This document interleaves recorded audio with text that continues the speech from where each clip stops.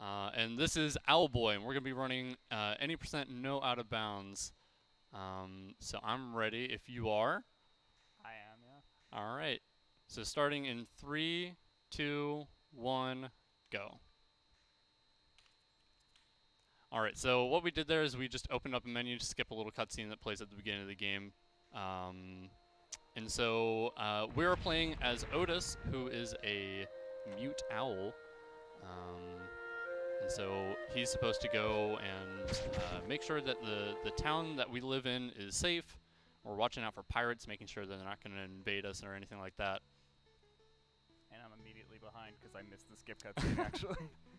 It's the hardest trick in the game, I swear. I mean, yeah. It can be. But yeah, so any % no out of bounds doesn't do one of the most common tricks in the game for the other categories, which is zipping. So it forces us to be a little bit more creative with how we save time. I was trying for, if you heard me mashing, I was trying for another frame perfect trick. Yeah, so there's a lot of little frame perfect tricks that you can do throughout the run. Yeah, it's going to be a common are phrase. skipping little cutscenes. We'll actually have one coming up here in a second. So there's 3 of them for whenever you get one of your partners. It'll pull up a menu, show that you got the partner, and tell you a little bit about them.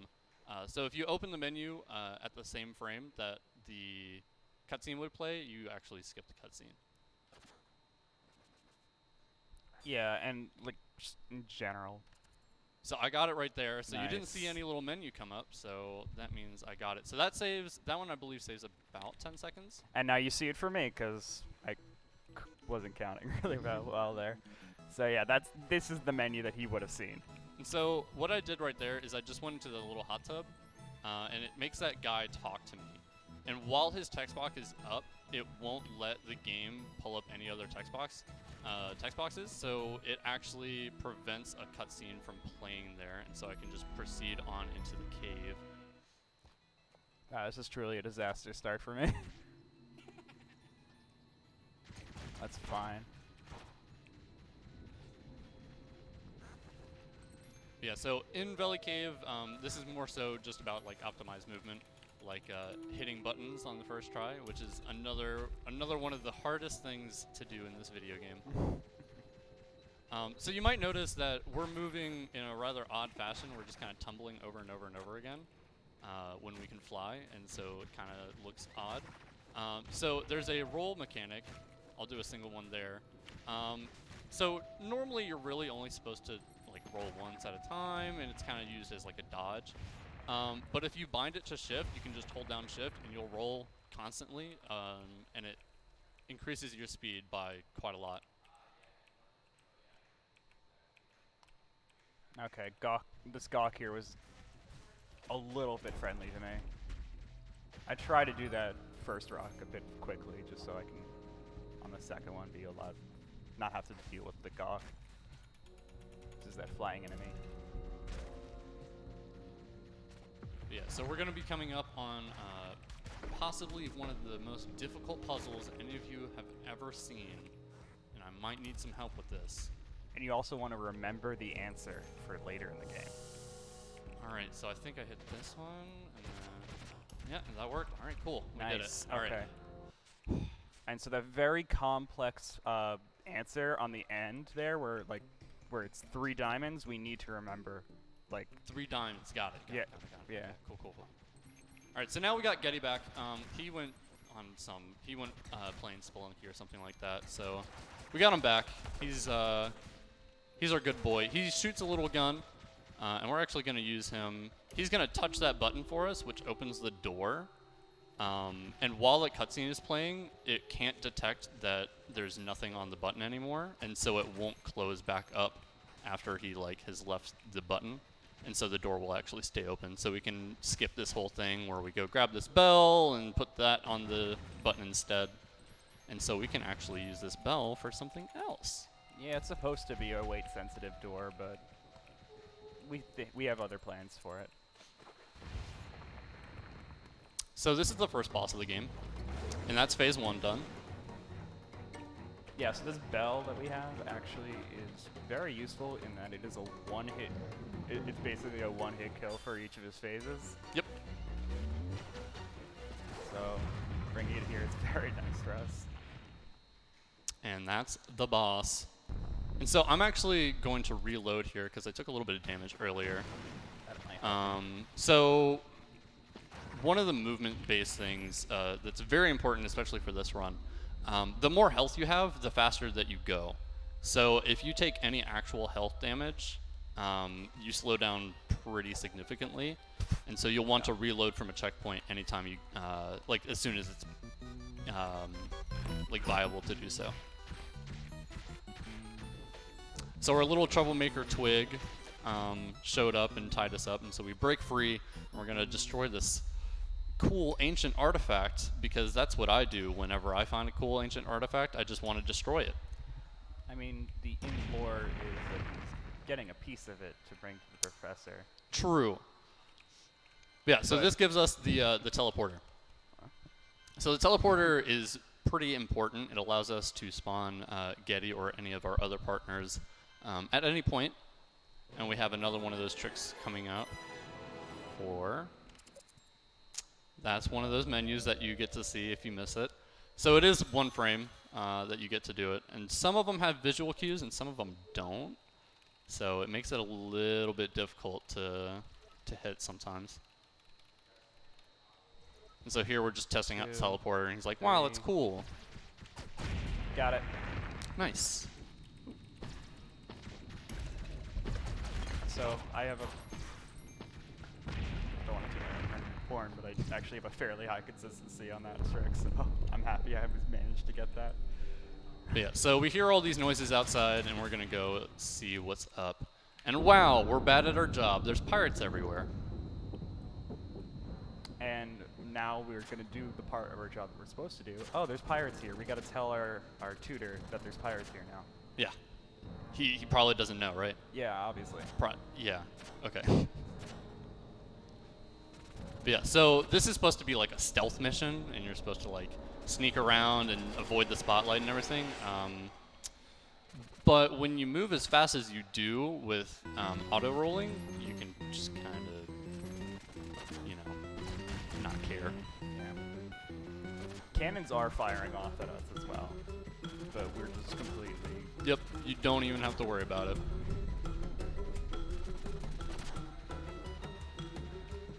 Oh yeah, so one thing I should mention, you'll see these little cutscenes playing, but it's just like, what's going on? Well, normally you'd see a bunch of text boxes and they'd be talking, but the game devs decided to grace us with a skip dialogue button. And so we just hold F for the whole run, and it skips all dialogue, except for non-skippable dialogue. But yeah. Yeah. So you can see those little blips of like text boxes appearing, and yeah, so it's basically like auto-advancing through all of it. Yeah, I can show on the camera that pretty much both of us are just holding a key for most of the game. Yeah, so like that, the little ellipses, that's one of the examples of like non-skippable text. Anything that has like a speed that it like scrolls out is some of that. I did actually just lift my keyboard and show it to the camera, just by the way. But yeah, so now we're going to be heading to Owl Temple because pirates are, I don't know, we need to stop them. And there's a machine in there that's going to help us do that. And what's this? Who's this mysterious figure? And who's this big man?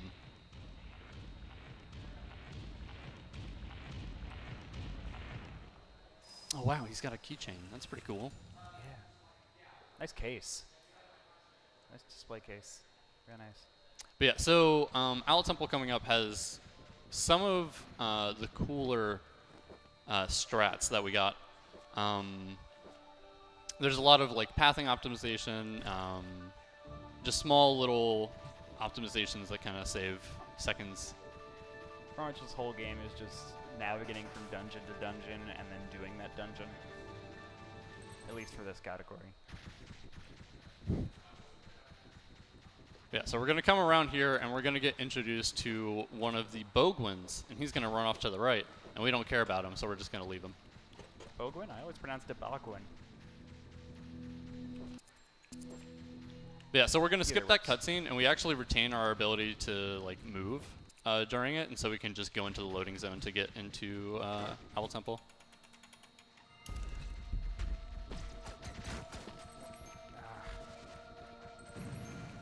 So now we get these bombs, and we can use those to blow up rocks.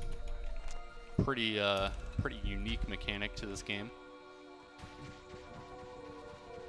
But yeah, so this is actually one of the optimizations that I've found.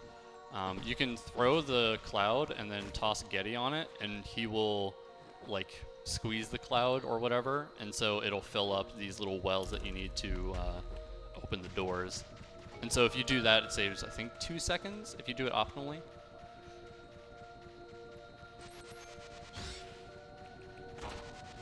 And we're going to skip this little mini boss by not breaking those eggs.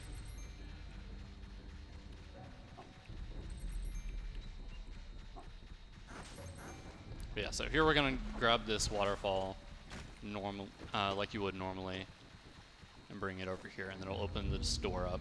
And so a trick that's coming up that I'm going to be doing is what we call waterfall skip. So basically you're not allowed to fly in a waterfall because there's like too much pressure. But if we just spam some buttons, we're able to magically fly up waterfalls. And so we're basically skipping the entire dungeon doing this. And we're coming up here just to open this little shortcut that we'll use later, which will skip a pretty long auto-scroller.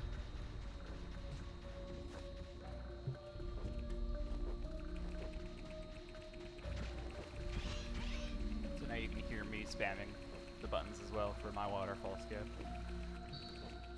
It's actually like a rhythmic mashing. It's not just purely mashing. But yeah, so normally most people would just discard their cloud, but you can actually just bring it through this door so you don't have to get another one for this next well. So you don't have to like grab that bomb and go back into the other room, break open the rock. You just bring it right over here and then we can keep going.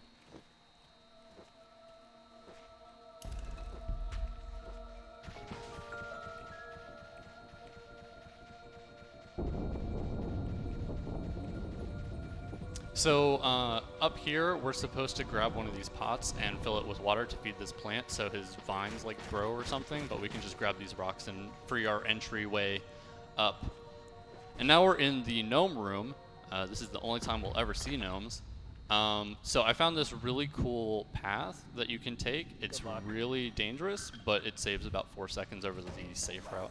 I'm going to be doing the safe So route. we will see.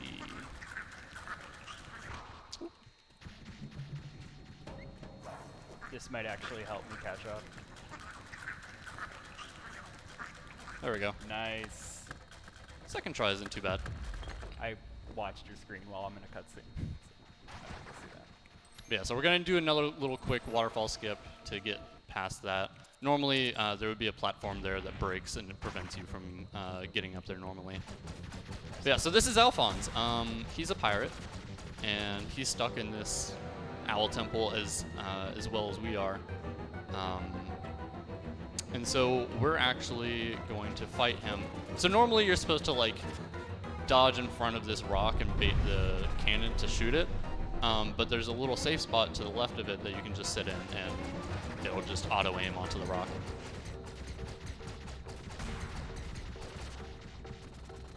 And you can use your imagination, Alphonse is saying to the pirate ship. Oh yeah, so you might have noticed in some of the text that doesn't stay on the screen for half a second, that this game is not in English, it's in traditional Chinese.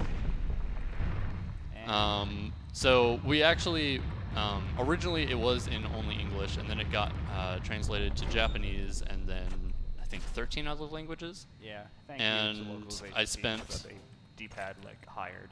Yeah, I spent a good afternoon testing every language through various cutscenes to see which one the fastest was. And it turns out that traditional Chinese was a little bit faster than simplified, and then simplified was like a good 20 seconds overall faster than Japanese. Yeah, it becomes like and just like significantly faster than like English, like and for like a longer. Oh yeah, cat- Japanese was like 2 minutes faster than English. It's actually ridiculous.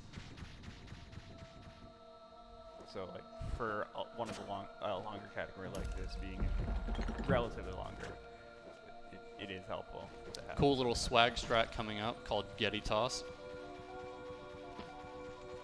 Got it. Ooh. So basically, you toss him on the button, and before he lands on it, you drop down, so you get right into the next cutscene without having to do anything. Dang. So there's another instance of what we call flippy skips. Basically, there's the little flippy animation of the character portrait. The Alphonse one I find to be the hardest of the three, just because there's a lot less lead up to the cutscene happening. So thankfully, losing waterfall skip here is fine, because we have this little pocket of air on the side that we can use to get back up into our flight. But yeah, so we just skipped like, it was a little arena fight, and then we also skipped a pretty long auto-scroller by flying through that platform there. But yeah, so now we're on our way to Advent.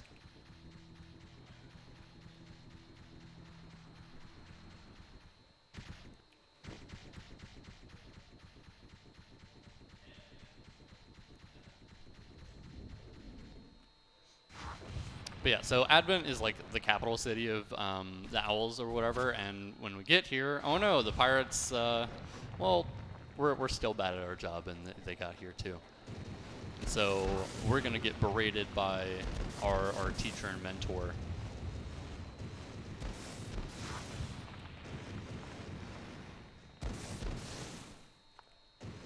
But yeah, so originally when this game was in development, this area actually was meant to be like a playable area, and there would be shops that you could go in.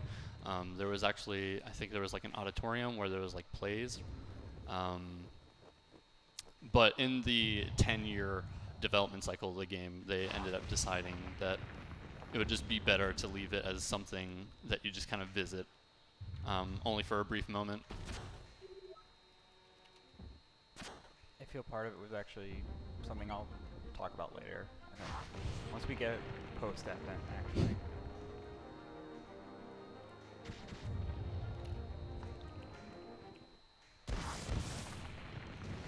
But yeah, so it's under attack, and we need to get out of here, and so we're going to go straight to the source of the problem. We're going to jump on the soldier ship, and we're going to go fight the pirates. So this section coming up is casually one of the worst areas, I'd say. And in the run, it's Also the worst probably area. also one of the worst areas to go through. So it's not necessarily RNG, but it feels like it. So basically everything in the dungeon, for the most part, is movement based. So where you are exactly affects everything. We gotta wait for this bomb cycle. And so there will be like cannons that shoot off and everything. Where you are will affect where the bombs get shot, where everything moves. It's everything you do matters in this area, and so it can just even any slight little difference can make it feel completely different from what you're used to.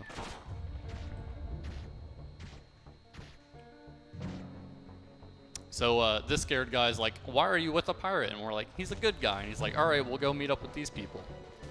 I'm like, all right, cool. I trust you now. Go see our. Yeah. Go see my buddies. Oh, he's cool? Yeah, got it. Oh, gotta reload there. So if you scare pirates, it wastes a ton of time, because it'll close all of your doors and you have to fight them, and it just...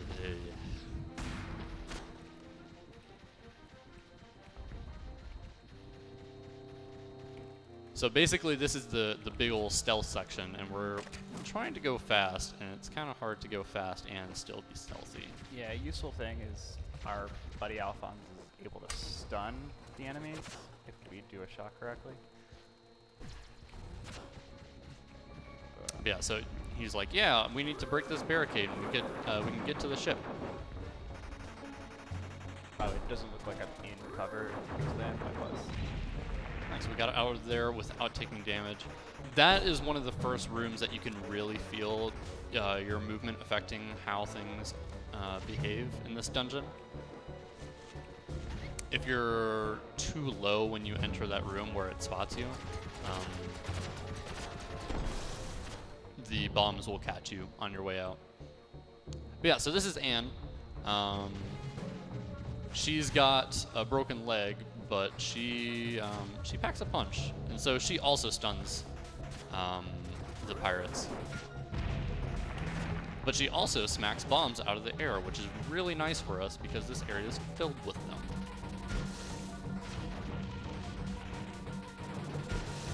Yeah, and as you can see, you get a little bit of a speed boost every time you swing with her, so you want to try and do that as much as possible, while also timing it to make sure you don't take any damage from the bombs. Yeah, it has a slight cooldown to it, so you kind of want to try to time it a little bit. But yeah, so this is Buccanary. As you can see, she's an old woman, but she still packs a punch.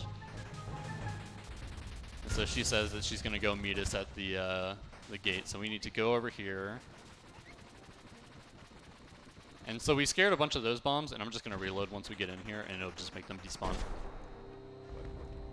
Okay. Can I don't want to hate making corrections. I'm pretty sure it's bomb them. And but he does very much look like a grandma. So I'll let that one slide.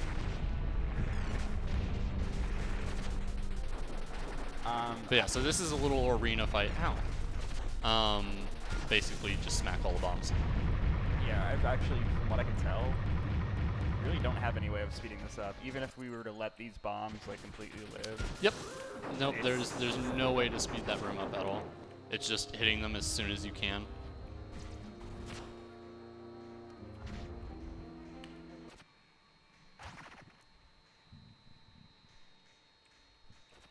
Yeah, so Bonanza is gonna take all this dynamite and blow up this big old door.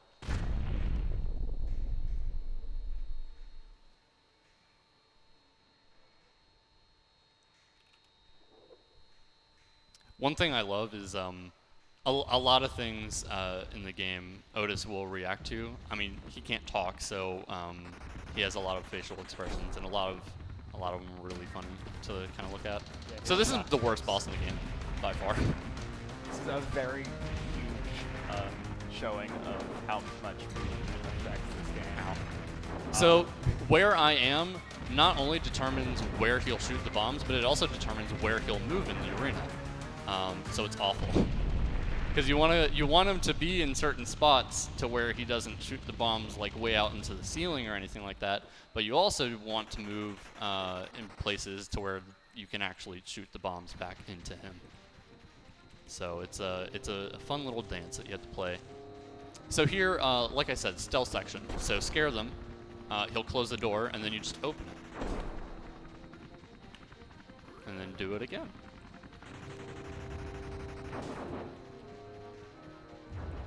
Oop.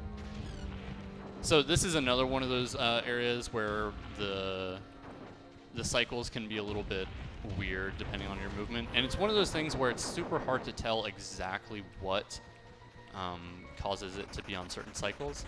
So you kind of have to just guess what cycle you're on as you enter the room and react accordingly. So here I'm going to move in this way so I can shoot all 3 of those bombs and then just move on. And then you can just fly up the side of this and not take any damage.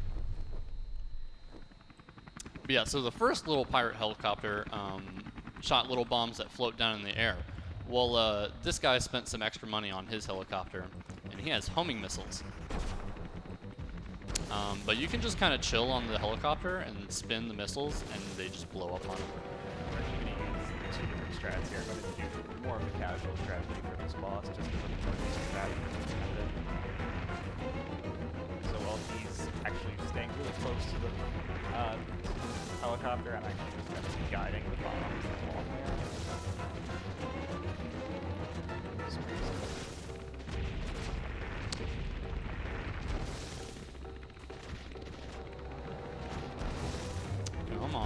we go.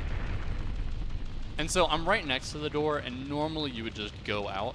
But with this boss in particular, he'll close the door behind you, so you want to reload, and it'll actually skip that cutscene.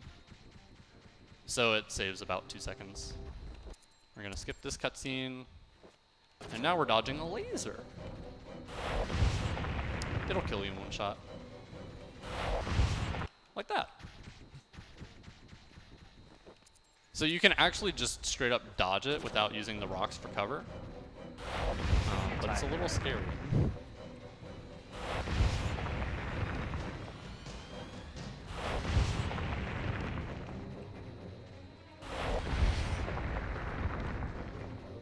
Yeah, so I'm just going to play it safe, and we're going to enter the Dreadnought.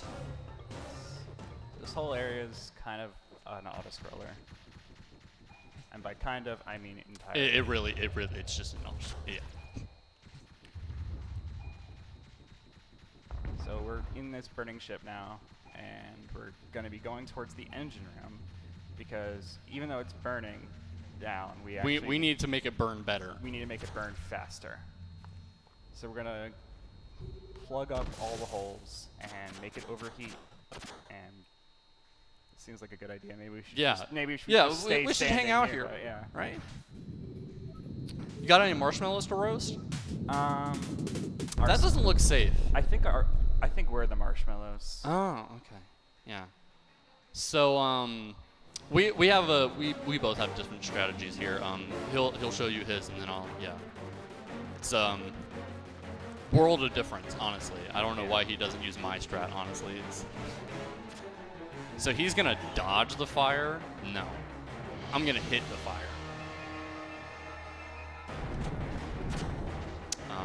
And as you can see, my health bar isn't going down, because it doesn't matter. It's just an auto-scroll. It is purely an auto-scroll. So I like to hit all the fire just because it's fun. But yeah. So we have a little bit of optimized movement coming up in this little hallway.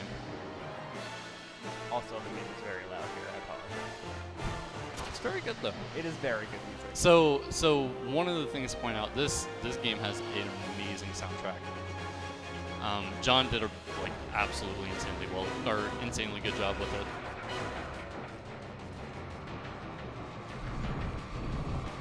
But yeah, so we're just gonna dodge all that fire by jumping over it. And we're gonna get out of here. If you could try to do the Dan. So there's 2 glitches that you can do here. They're both we don't even know how to do them. So there's one where you can get Otis to be flying out of the Dreadnought, and he'll be floating during this cutscene, and then eventually he'll just fly away. It's really funny, and I wanted it to happen on stream. And then Molstrom will just grab him out of thin air, and then he's just back. There's another one that can happen in another place. I want to say it can happen in Molten, where he'll come out of the door, and then lightning will flash or whatever, and then your screen's just white for the rest of the cutscene. There used to be a similar thing of being able to fly in a cutscene pre-Advent that I showed the developers, because that actually broke that cutscene. Yeah, so basically soft lock, you would just fly away, and Otis would never be able to jump on the ship before we entered Advent, and so basically you'd just be stuck, and you'd have to reload and watch that whole cutscene again. Yeah, and so I actually think I know what caused. If you're holding the roll button into the cutscene, you can actually essentially fly. Yep. There's a frame that you're flying when you exit. There's a frame that you actually have ability to use movement. Yep. So you can be moving while being put into the scene where the cutscene is. There we go. So there's 3 cutscenes there that we gotta skip, and then we wake up in Mandolin. Mandolin, yes. I was like, what's that instrument called? Yeah, so a lot of people in this town are named after what they do. So there's Bongo Man, and there's Mandolin because she has mandolin. There's also Hot Tub Guy. Hot Tub Guy, that's a good one. And then there's Getty and Otis. I don't know what they do, but you know. They do Getty and Otis. Yeah, they do the Getty and Otis really well. Yeah, so we're gonna come over here and be sad because we failed our mentor. And then he's gonna have us go away. And then we're gonna go be sad with our friend Getty. This is actually a very sad part of the game in general. We essentially just lost a war and lost an entire city. That city that we were just in, Advent. So, a lot of people just died. Yep. Because now the city has a graveyard. And that's why Mandolin looked super scared and the camera panned over here.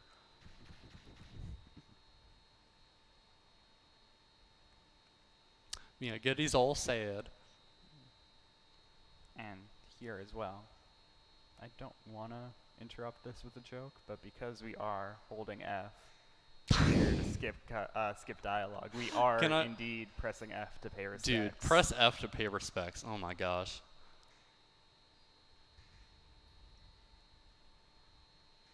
But yeah, a lot of the developers actually have like a special tie with this whole Advent following everything. Several of the developers lost family members in the development cycle of the game. You know, over 10 years, it happens. So. And I believe that's why they chose to destroy the city. Destroy Advent instead of having it be a fully explorable kind of place. Yeah. But yeah, so Getty's gonna go be sad, and he's gonna meet us in our house, and then my favorite part of the run. Are you guys ready for story time? I am. Because I am. So we're going to go to our house, and Alphonse is going to be waiting there, and so is Getty. And, you know, Alphonse, he's been working hard since we were, recovering. He downloaded Microsoft Windows 10, and he got that PowerPoint, and he cooked up a PowerPoint, and this is how we're going to beat Maelstrom. And I say to the people practicing, pay attention right now. They're not listening, but pay attention. Yeah, so he's like, yeah, I booted up PowerPoint and I made this. So here we go. Here's my presentation on the history of Maelstrom. So, long ago, the Owls made some robots. And they were meant to do a lot of things. Some of them were made to be strong and carry stuff. But one of them was made to be really cool. See the friend with the owl in the background. the dude back there. That's him. And so he was like, how do I be cool? I know. Explosions. And don't look at him. Like this one. Like that one. Yeah. So that's Maelstrom. And he was like, yeah, I'm cool. But you know what? I could be cooler. How can you be cooler? I don't know. You know what? Beards are pretty cool. I got one. Yeah, so Maelstrom, he's like, I'm just going to grow one. Yeah. I'm a robot, but I'll grow one. We'll figure it out. And so he did. That is a beard right there. Yeah. But yeah, so he also, you know, he started a whole pirate thing, but he still wanted to be cooler. He's not the coolest yet. But he heard about these keychains. That one does look pretty cool. The collector's edition keychains. Collect all 3 and you'll be the coolest man in the world. Right. And especially if you have the collector's edition display cases as well. I don't know. I don't think you can top that amount of cool. So, we need to stop him from getting the 3rd keychain. Otherwise, I'm sorry, it's over. We're never going to be cool as him. So basically, that's why he's, destroying all these cities. He just wants to be really, really cool.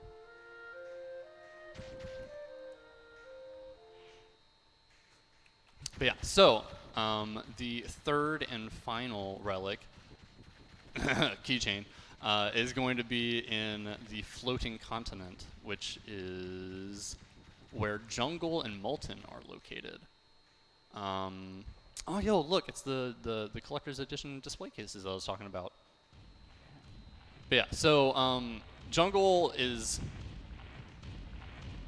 I lied earlier about Advent being the most annoying place casually. Jungle's most definitely the most annoying place casually. Yeah. So Advent has stealth sections, and those are fine. We have darkness sections, and it's going to look very impressive to you guys. Yeah, so Jungle, you're just in the dark, and you're blind, and you take damage if you're in the dark, and Yeah, we have these And you have all the most annoying enemies, or almost all of them. yeah, we have these like skinny moths or something that if we're in the dark for too long, we slowly take damage over time. I think they're called dark mites. I don't remember exactly. Yeah, so here's Tropos, or is it Tropos. Strato? One of the two. This is Tropos still. Great music. So here's these little flying fruit things, and they chase you really quickly, and you need to be fast, otherwise you die. And we got out of there, so we're fine. I'm not gonna be good because I took damage, so I don't have the top speed. Oof. Oh, Nice. okay, no, I actually still made it. So mysterious figure appears and then disappears, and we're like, what the heck? Let's go. Yeah, very important part as well. The top speed of our flying and rolling is determined by our health. Yep. So we want to stay at full health at all times. But yeah, so I was talking about how it's like, oh, it's dark and you need light, otherwise you take damage. Well, we don't care. We just know the way. We just know the way. Ow. We kind of know the way. We kind of know the way. So you can see those little eyes popping up. So we can actually, fruit is busted in this game. So fruit, if you eat it, gives you iframes. And you can use that in a lot of ways, some of which you can use to get out of bounds, but we're not allowed to do that in this run. So we just use the So we just use it to like phase through enemies and not take damage. So yeah, basically we have this entire dungeon memorized in the dark, and so we just use the little bit of light that we need to not take damage and just do everything without seeing. Yeah, the fruit we're using is actually very useful because it makes us light up. We are the Christmas ornament. But yeah, so here's some other pirate and the troublemaker from the very beginning of the game. And they found the third relic, but then it gets sucked down into the ground. They're like, I don't know how to get there. So they go that way. And we're going to chase them. But not the whole way. So this dungeon has gone through like 4 or 5 different skips to save time. The first one only saved about a minute or 2, but every iteration after that saved at least a minute on top of that. And it was all thanks to one of definitely my favorite enemy in the game. Yes. The bomb bird. Yeah, so the bomb bird is really cool. We will meet that one shortly. First, we got to do this little arena fight. But yeah, so originally, what you're supposed to do is go through this whole thing. You go through all these dark sections, and you find this little like clock thing that you turn the lever, and it turns the light on in this one section. And so then you're supposed to go find the other one. And then you have a giant section where there's no lights on, and you just have bomb birds for light, and the dark mites are like swarming. So if you're in the darkness at all, you immediately take damage instead of like after a delay. So it's a time.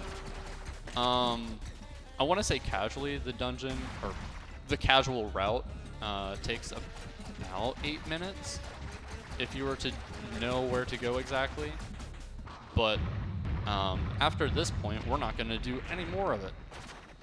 We're going to turn around. We don't like this we hate this dungeon. We're leaving. We're just going to turn completely around and just leave. But yeah, so here's one of the bomb birds. So they light on fire, and they follow you. Always. They love you. And I love them. And so as you can see, he just came through the ceiling, and he's going through the ceiling and through the floor and everything. He doesn't care. So we can use that to our advantage. Thank you. So we're just going to guide him back to where we want him to be, where we want to use him. We don't want to pick him up just yet. We actually So we're gonna carry him. pray that he doesn't touch this water because he'll explode. Don't do it. I believe in you. Cool, we're safe. So we're gonna grab him and we're gonna activate him and we're just gonna throw him at that rock. And we're actually gonna go reload since I took damage. So basically we're at the end of the dungeon. There's a little shortcut that opens up the next dungeon once we free this boulder. And so we're gonna hide in this little corner, and it's gonna prevent us from taking damage from the boulder as it rolls around. And we're gonna drop down with it. But yeah, normally the boulder would actually break that, but we did it for it. So this is another great skip. So I'm gonna skip this cutscene. And normally you're supposed to walk into the room, but because I was in the air, I couldn't walk forward. And so now we're outside of this boss arena. But how are we gonna fight the boss and progress? Well, I guess we just gotta leave this dungeon too. You do that. And I guess we go back and maybe see if we can get back in. Oh, boss is dead. Cool. And we can just go straight on through. But yeah, so here's Dirk flexing them muscles. He's having a hard time. So he's gonna jump away because he's embarrassed. But yeah, so this is Molten. There's lava. And there's also the most, I'd argue to say the most annoying enemy in the game that you can actually fight. That being monkeys. Ow, lava hurts. Oh, I made myself invisible for a bit there. Fire hurts as well. But yeah, so we're just gonna get through this little area, and I'll get to show you my favorite little friends. I royally messed up, so I had to get the bomb bird again, actually. So this dungeon's little puzzle is screws that you have to kind of drill into the ground, and it opens these little totem things' eyes. I just realized, you know, those totems look like snakes, huh?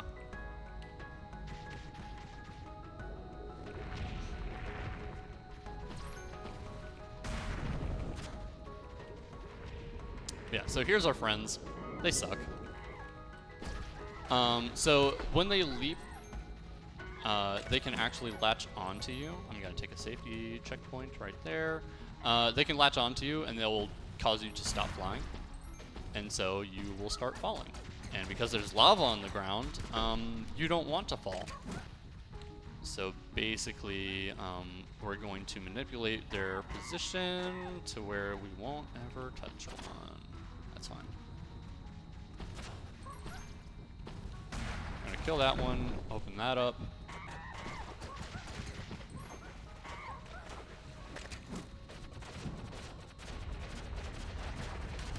And now we get to screw down this even bigger one.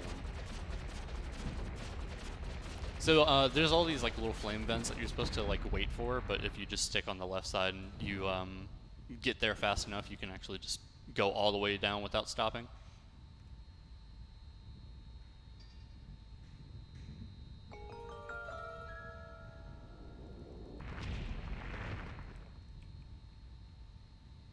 And now we're going to move on to the only boss that is purely RNG. Well, kind of. So the amount, it's a wave boss like we had earlier with some of like the weaker enemies, but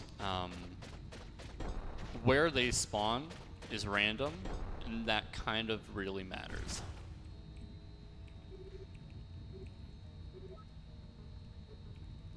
So Alphonse here is appreciating all the computers, but we don't really care, so we're just gonna move on. And Getty thought they were cool. So here's a big monkey with all of his little monkey friends, and he got angry because we're in his lair. Heck. So there you can see he grabbed me, because I didn't realize he was right above my head. How would you know it's RNG? Oh.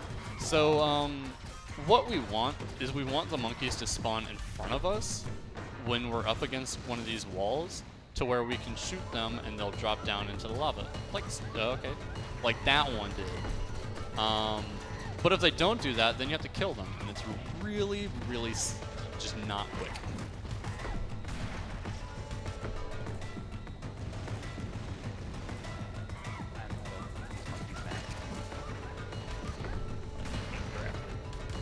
So Alphonse here is like our savior.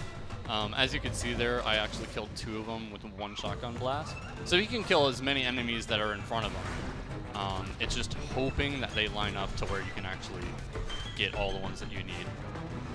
So we're on the last phase because we got 1 left back there and he jumped up. All right, cool, that's fine.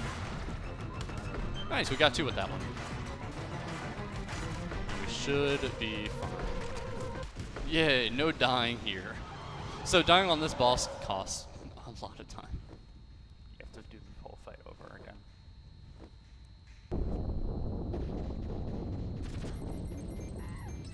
So I'm gonna wait until I get this next. Oh, well, that's fine.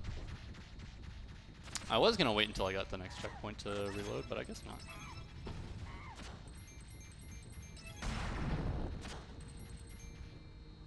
So now we got this more dramatic screw because, you know, it releases all the lava. And so now we gotta run away. So, the roll mechanic in this game, the bugman that we kind of like left behind, he was supposed to teach you how to roll. And so the devs intended for you to use the roll mechanic to get out of that like lava chase scene. But we actually found out that it's entirely possible to do that without using rolling at all. Granted, it is very scary and not easy, but it is doable. Yeah, so here's this giant snake boss. Basically, he has 2 phases. He has his movement phase and he has his attack phase.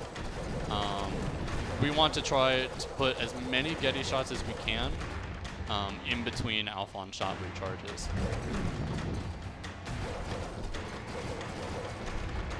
So ideally, we will kill this boss before he starts his 2nd attack phase. We are close. Ideally, nice. Okay.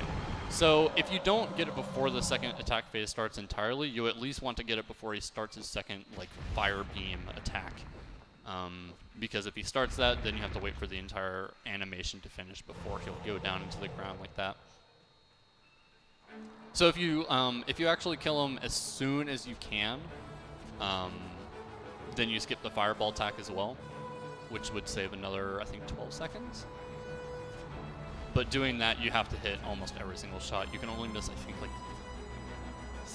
4 or 5 Getty shots or 1 Alphon shot overall if you shoot optimally.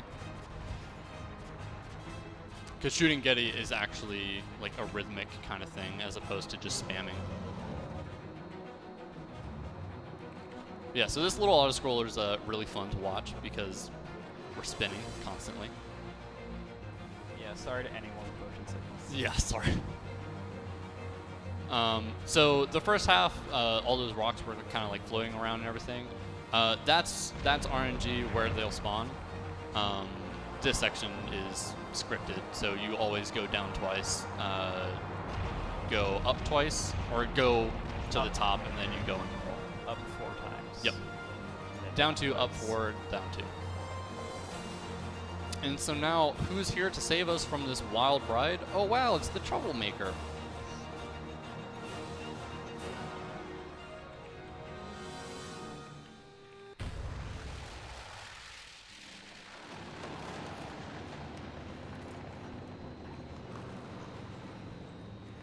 But yeah, so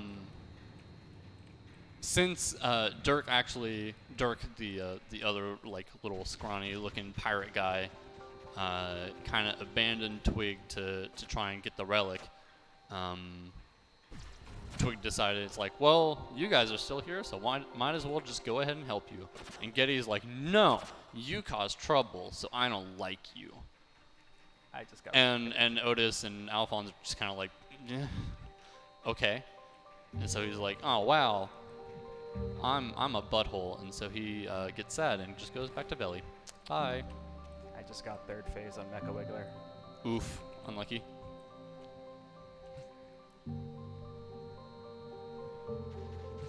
Yeah, so ideally you want to kill the snake before, or you want to kill him on the right side, no matter what. if you kill him on the left side, he will have to go back into the wall and then pop out onto the right side.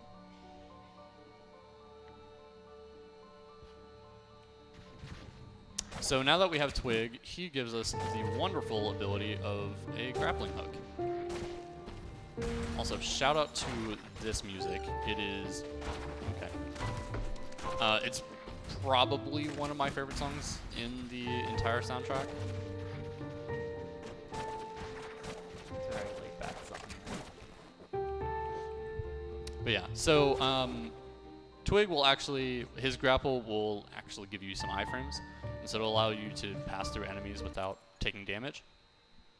Some enemies, like those Goks, you saw I accidentally grabbed one and it damaged me. That's just one of those unfortunate interactions where, not in that case, it doesn't actually help you at all. But yeah, so Twig grappling is way faster than rolling.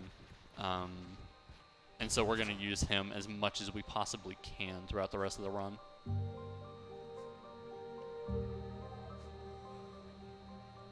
But yeah, so this is actually Twig's family. And they were getting inspected by pirates.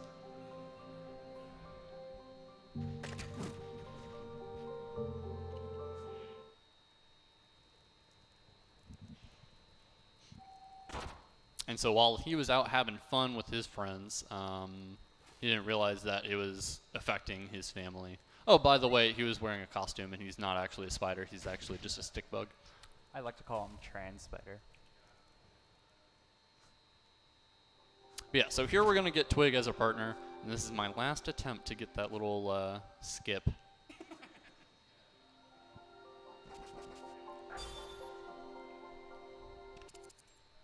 Close. So for Getty and Twig, it's roughly 2 seconds after that little icon flashes.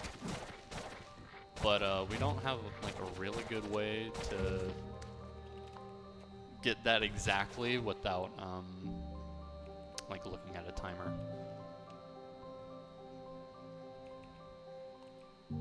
And even then, you're just hoping that you saw the right number when that thing flashed. So it's honestly, you just kind of have to know the timing and hope you get it right.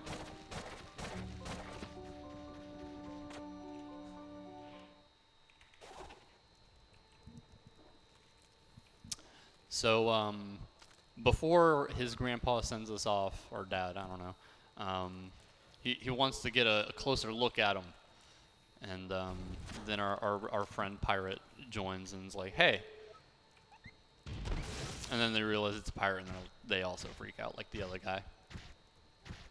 But then we say we trust him, and... Yeah, but then he's like, well, actually, I need this guy. And what would he need him for? The best thing he can come up with is, well, cooking. They need him for cooking purposes. It says it in Chinese there, but we assure you that the word there is cooking. Yep.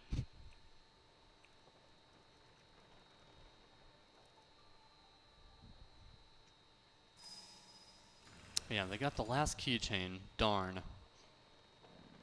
Well, I guess we gotta go to the source and get them ourselves. We just gotta steal it from him. But yeah, so basically, his family lets us through this like back way that'll let us go past like the barricade that the pirate set up to the mothership.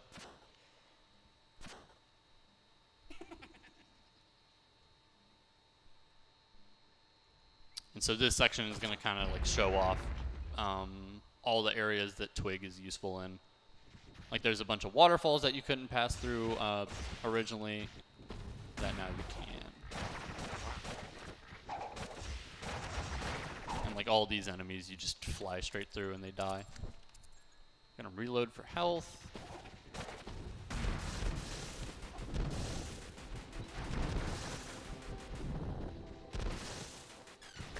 Somehow, I took damage on that vine even though it was burning. That's what we call unfortunate. so I'm gonna reload so I'm not being chased by these flies. If I had full health, I would actually, you can get through here without taking damage from them, and like get out, but you have to have full health, otherwise they chase you down too easily. Ow. So that whole area is just constantly swapping back and forth between Alphonse and Twig.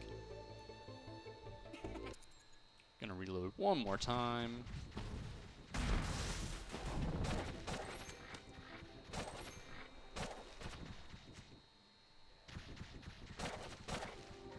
But yeah, so Twig, those bombs that we were trying to dodge before, he can just grab them. And those pirates that we were trying to hide from, the pirates we were trying to hide from, we can just grapple past.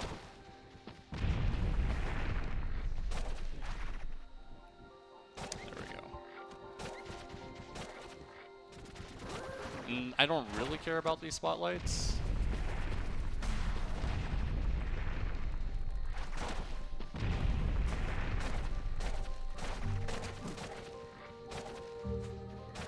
Yeah, so here's the mothership. It's much larger than the dreadnought that we were in earlier.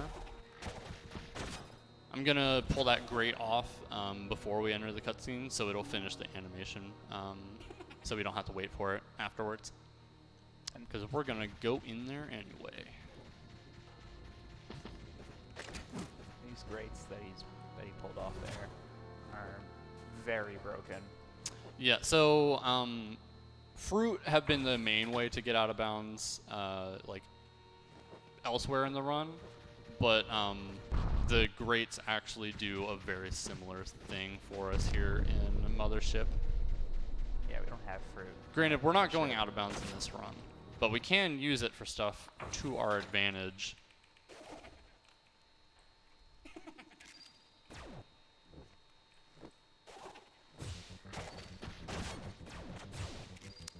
So we're gonna go through these vents. So this area is stealth, and then also like navigating through quote unquote mazes.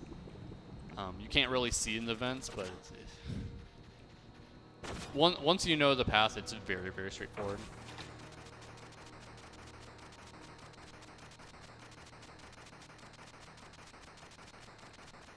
Yeah, so we're just gonna take this elevator all the way up.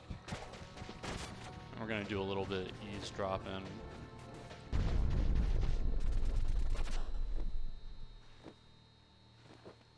So basically here, Maelstrom's like, yeah, here's my plan. And Dirk's like, or someone's in here, and Dirk's like, I'm gonna stop them. Haha. And he runs away.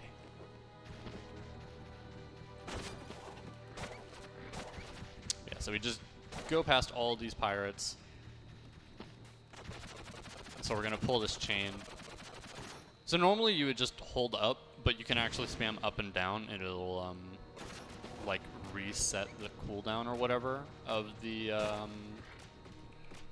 chain, so you can pull it faster. We're gonna stun that pirate so we don't have to deal with him here in a second. Open up that door, and we're gonna move on.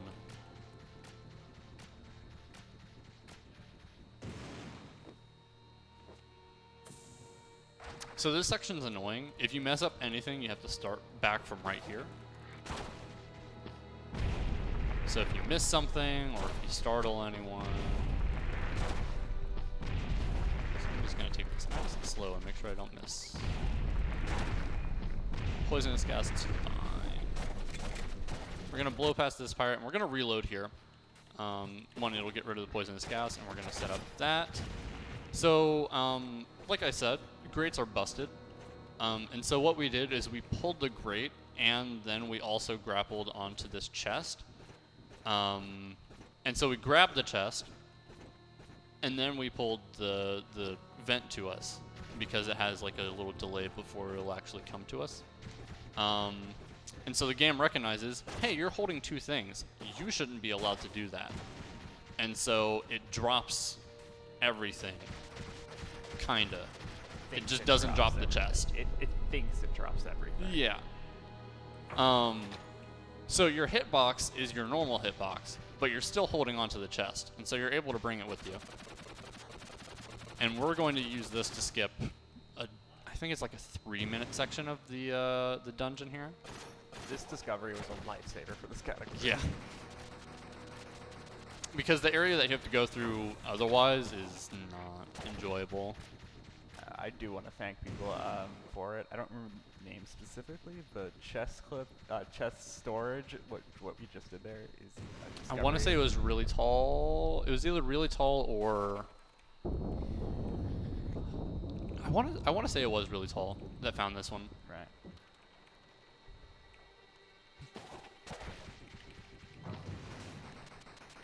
And then, like, he showed me that, and then I was able to figure out where we could bring the chest and stuff. Because we needed that chest for this button that you're going to see. Instead of using Alphonse, because it is a heavy button, we can use the chest for it. So we figured out how to get it over there. Yeah, so Alphonse left us like early in the dungeon, so that's why we're only ever able to spawn in Twig. But yeah, so basically we bring that chest all the way to that button, so that way we don't ever have to go get Alphonse. So here's Dirk, who originally I thought was the hardest boss fight, but really I was just dumb, and he's actually a pushover. We were all dumb. We were all naive. It's okay though. The devs We helped us. learned. Okay, I didn't. So basically, he has three phases. He'll grapple back and forth, and he'll throw knives at you. And then he'll do this like charge attack kind of thing.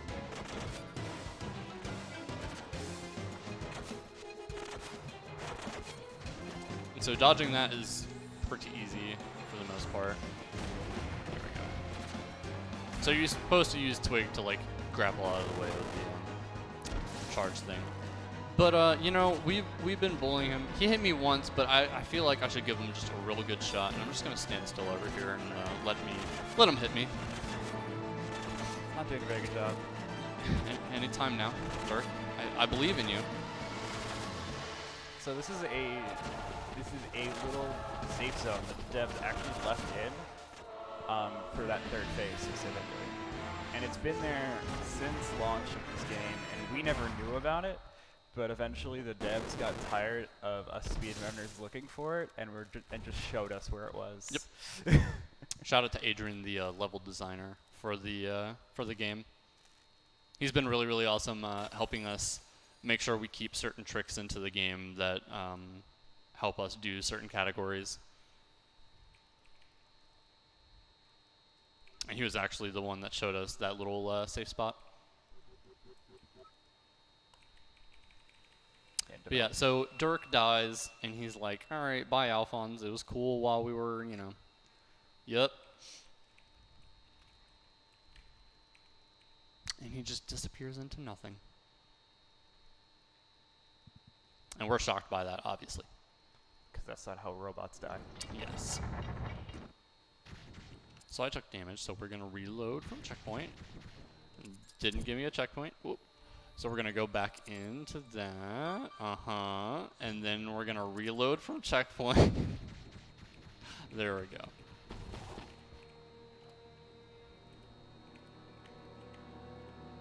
So here's the fabled keychain room. Because they're keychains and not relics. And so we're like, all right, how do we get them out? So we got to try and bust them open. Even though we want the display cases because they're really, really cool, we can't have them. So that's not working.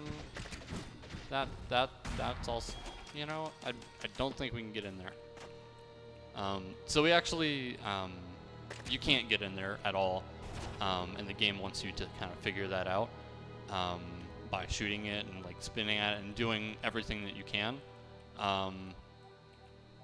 If you don't, the game will progress and it will go into this cutscene anyway, but it takes about 20 seconds longer than if you were to shoot them So we go ahead and do that because we don't want to sit around for another 15 seconds. And so we're going to do this dramatic slow walk. By the way, you may notice that I am doing the safe zone mirrored. Yeah. So you can actually, depending on how or where you are in the fight, it can determine like where Dirk will end up. And so we manipulate him to end up on the left side, which will knock us to the right, which will put us right next to the door that we need to progress. But yeah, so here's Molstrom, and he's angry. But then there's this this mysterious figure that shows up, and he's like, you know what? Those are some really cool keychains, you know? Oh wait, it's that guy from the graveyard place. Yeah, he like fell over and tripped. Yeah, he seemed kind of lame. He had the key all along. Maybe we should have talked to him. Now he's got all 3 of them, so now he's cool. Dude, he's pretty cool. I think he's pretty cool. Yeah. And now all the guards are on red alert. They're looking all over the place for him. They have no idea where he went. Nope. That spotlight is still searching. They just don't know. I like to think that at this point, all the pirates are like, every man for himself. We want the relics now because they're out of the cage. It's like, Molstrom's no longer the coolest guy. I want to be the coolest guy. So Molstrom's really not happy about not being cool anymore. Because it's just his life's work, so he blames us because we distracted him or something, I don't know. And before he kills us, our best friend Getty comes back.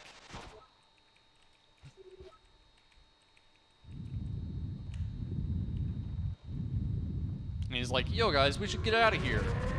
And then Alphonse tosses the anchor hammer thing at us.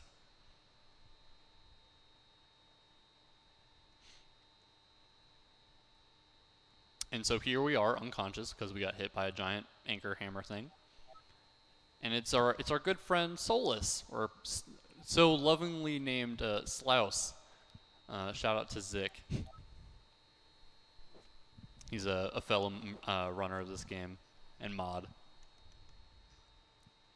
But yeah, so Solus was a little sad about getting us hurt, and so he just flies away and turns into a star and goes into space.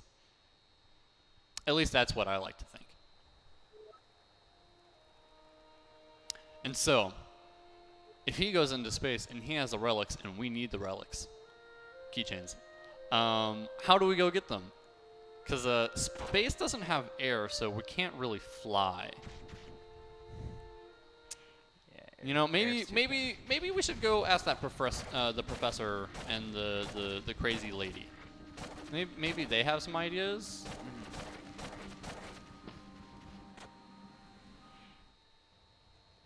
Well, oh, hey, it's them.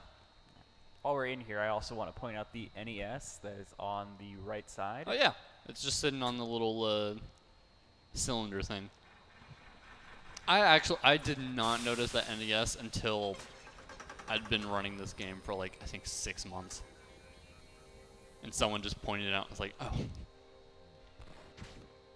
But yeah, so basically, this crazy lady with a potion thing on her head is like, I can get you up to the place that's up there where he went, Yeah. but it's a little crazy. Let's go into a lighthouse. Yeah, come into my lighthouse, and we're like, okay. It's a totally normal lighthouse. Yeah, it's a lighthouse. Yeah, let's see what it does. What's this lady's name again? Is it Elon Musk? Is that it? No. What? Wait, this doesn't look right. Yeah. We're falling. This no. is the wrong way. That's space down. is up. Yeah, we gotta go up. Oh. Okay. Huh. So I guess it's a rocket. it's now a rocket. Yeah. So, since we can't fly, we do what we can. So, fun fact, that lady actually was originally planned to be the 4th partner that you would get in this game. And you would actually pick her up for this last dungeon.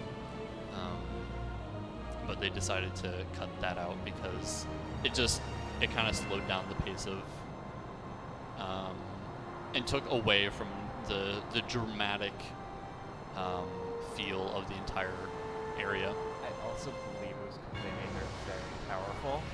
Yeah, so she actually, there's a shopkeeper in the game, and she ends up pulling out a bazooka. So originally, that character was going to have said bazooka, and yeah, they said that she was just really, really OP. So you can fall here early, and then you just fall on your face for no reason. It actually speeds up the cutscene by about. It's like half a second. couple frames. Yeah. Because you can drop at the very beginning of it, and you'll just stand there for a second, and then you'll fall over. But if we actively tell ourselves to fall over, it speeds it up. And so we're gonna just jog over here, and then we're gonna roll over here. And then the door opens by itself. It's actually something that's never explained. I still, to this day, have no idea why that door opens for us. Me neither, man. I'm being completely serious. Actually, it's not even a joke. Also, one thing I just noticed as well, the lock mechanism on it is an owl, and it turns its head 360 degrees. Kind of neat little touch.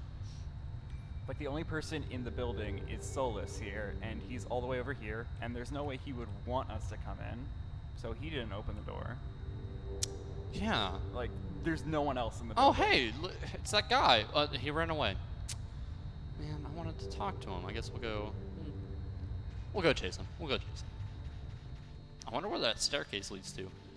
Spoiler alert, it's the void. It's just out of bounds. There's nothing up there. I think there might be like a painting. There's a picture of an owl. I've been up But there. I want to say it's like a duplicate of something that's elsewhere in the dungeon. I know it's actually a unique picture from what I remember, but like literally, it's really hard to get up there. You have to do this whole like. Yeah, you have to go way around you to can't, get to it. You can't fly, so you actually have to do some clever, Shenanigans. Yeah, clever stuff to actually be able to get up there. But yeah, so we can't fly. So this is the only like true platformer section of the game. We do get one flap, however, and that's going back. So we get one flap, and that will help us like extend our jumps. Yeah, it's a flap into a glide. Really. But yeah, so as you can see, I was on those little spinning platforms. So all throughout the game, we've been dealing with these like screws that we screw into the ground, but now we have opposite of that. They go up. Oh. Nice. All right, so there's a little bit of tech. Nice, I got it that time. If you time the flaps correctly, you can get up on top of those chandeliers from the ones below without having to go all the way around. And we're also doing something with these screws where we're trying to unscrew them just enough that we can get to the top, but not that they actually get to the top, because they then pause once they're at the top, and we want them to go fully down, especially this one. You'll see after this cutscene, it will no longer be. So this trick scares me because you die if you mess it up. Spikes are one-hit kills. So you can save like what 3 seconds if you make that jump, but if you mess it up and hit those spikes up above you, you die. There we go. Okay, so I'm going to. I jumped late. So you can skip this cutscene if you jump over the trigger. It's a pretty large trigger. Yeah, so it goes all the way until that far right bookcase. You have to jump and then glide for a long time, just to make sure you don't hit it. But yeah, so that saves the entire length of the cutscene. It's pretty nice. I'll try to get it, but I actually have a bit till I get to it. So those rocks that are underneath me right now, you can actually climb up those and get to that button, I think, a full second faster than going up to the spinning platform. But the thing is, though, it's like no visual reference, like 3-frame window inputs back to back, and it is brutally hard. I think I've only done it once. I think Zik is the only other person that's like really tried to do it, Actually, I and don't even know what you're he talking ended about. up getting it a few times. I don't even know what you're talking about actually right now. Yeah, I call it rock climbing. Literally it's so pointless. It's not worth doing it at all unless if like the run's just dead at that point. But it looks cool if you get it, but it loses a lot of time if you don't.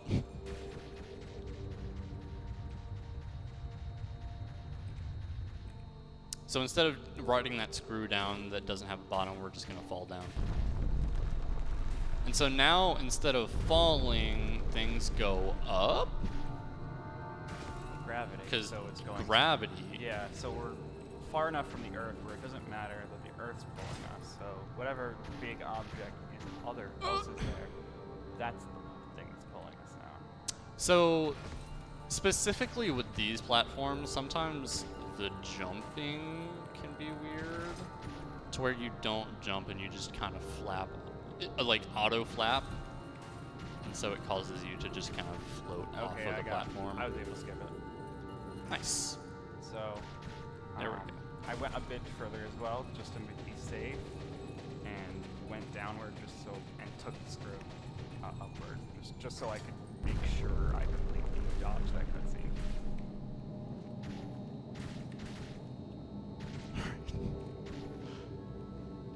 Just making sure. All right, 1, 2, 3. We're gonna skip the auto score really quick. So we're gonna trigger this cutscene. We're gonna trigger this cutscene. There we go. There you go. And then we're gonna jump back on the platform. And so we triggered the loading zone, but because we're not on the platform where it wants us to be, it's just like, well, you're not there, so you have to be in the next area. And so it just takes us past the auto scroller. And so that's like 2.5 minutes, I think, that it saves. Just about that. It's at least 2 minutes. It is partially a shame though, because that is, in my opinion, the best music in the game. It is a banger of a song. Go look up the track. This entire soundtrack is actually available on Jonathan Gear's Bandcamp page, so you'll find it there. And it's also on Spotify, I believe. But yeah, so here's Solus. Ow. So basically, each relic corresponds to a partner that we have. So we need to shoot Solus enough times.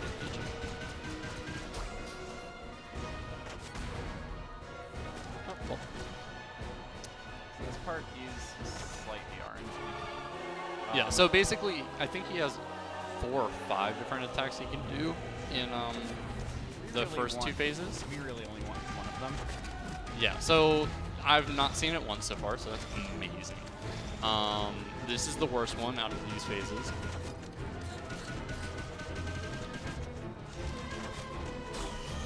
There we go. This is a decent one. So the one that we really want, he'll go into like this one. So he'll go into the bottom corners and he'll pull out this giant like totem thingy. And then he'll stand still for a long time, then he'll move to the center of the map, and he'll stand still for a long time. Basically, it just allows us to free shoot at him. So now we're in the Matrix, by the way. Also,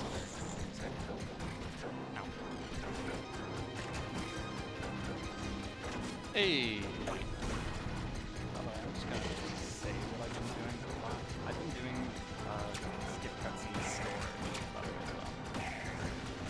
I won't explain too much. But yeah, so we're done with the fight. Basically, if he gives you that totem attack first, it just guarantees that you get through this that phase of the boss really before he does any other attack. So now he's really disappointed because apparently I was wrong. The relics, they weren't to make monster cool, even though they were pretty cool. They're still cool. Yeah, so basically, relics cause world, it starts floating, it's a long story. I'm not going to spoil it for you. If you haven't played the game, go play the game. It's really, really good. It's on Steam, GOG, most places that you can buy it. I know it's on Switch and the other consoles as well, PS4 and Xbox One. But yeah, he's just kind of explaining what all happened and why the relics exist. And why the land started floating up into space. Bad attack pattern. Did you get this one?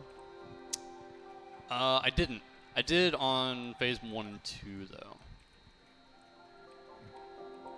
So there are certain attack patterns where you literally have no way of hitting him. So the pink attack, you can still hit him, but it's just too hard to even matter. No way of hitting him. Thankfully, I don't think either of us got invincibility attack, which is nice. But anyway, Molstrom found us, and he has a ship, and so he's coming to get his relics back. Crash into it. And so we're gonna skip this cutscene. Basically, he hits us, and then Solus is like, "Here, take the relics," and we're like, "Okay." And so we're just crawling. So originally, I don't know if it was in the full release. I know it was at least in like the beta patch. If you played on keyboard and mouse, you actually had to spam the D key to move right. Otherwise, if you just held it, you would just like move 1 inch and then you just stop. And so you had to keep hitting it over and over again to actually move. And so it made that part really difficult to actually do. Basically, you have a certain amount of time to solve this very difficult puzzle that I know none of you could solve without help. I mean, it took me a while to figure this one out. Well, But if you remember the answer from the first right, one. you put the things there. Yeah, it's facing forward. Yeah. But yeah, basically you just need to do that before Molstrom gets to you. And with how it used to be, it was actually like a challenge. And But now that you can just hold the button, you just go and do it. I will say though, until about a week ago, I did still spam. Still tap it, right. yeah. Yeah. I'll do it now, just because I'm so used to it. I'll do it for you guys if you Yeah. want. So we used to run this game on a pre-release like beta patch. And then the devs actually ended up patching back in, I think it was Waterfall Skip. And so we were able to play on regular release. And then they actually patched in a bunch of other glitches that we had found. So we could use them, but not like other people couldn't use them. And so now on the latest patch, we don't have to do the annoying tapping. Okay, I'll tap though. Oh, I could have skipped cutscene, but I was too busy watching it. But yeah, so here we are in the final little area. We'll be coming up on time for me. So this is just flapping. Shout out to No Fun %, the best category, where this is just the movement the entire game. This is the optimal way of moving. Yeah, so Not this just is holding, right? casual movement. This is optimal casual movement right here. The joke is most people will do the same thing that we did with the Bogwin at the beginning of the game, where they'll see it and they'll be like, "Cool, whatever," and you know they would get taught how to roll, but not if they skip meeting with them. And typically they won't even do this form of movement either. They'll just hold. Just hold the button. So it's faster to keep flapping. So time is 3, 2, 1, time. But yeah, so thank you. Thank you to Simply, the one guy in our Dawkins right now. Yeah, so flapping. Also the practice area. Hi. Flapping gives you a little bit of a speed boost, and so if you just do it over and over and over again, it will reset that little speed boost. So here is our mentor man, and it's sad. And there's the whole like speech and stuff that he gives, and it's really sad and emotional and whatnot. And you have this beautiful little music to listen to. I'm actually gonna go back. Let's go back a bit, because we got this cool cutscene that we really didn't even go around about the story here. All right, his chakras float out into the world, and Molstrom's like, ha ha ha, your chakras, your cool chakras are mine. Obviously. But then he overloads on the coolness and dies. Yeah. So, and then it just blows up the entire world, and so we're sent floating. into the Shadow Realm. Yeah. I'm pretty sure that's how the story goes. I think that's what this Chinese translates to. That. Yeah.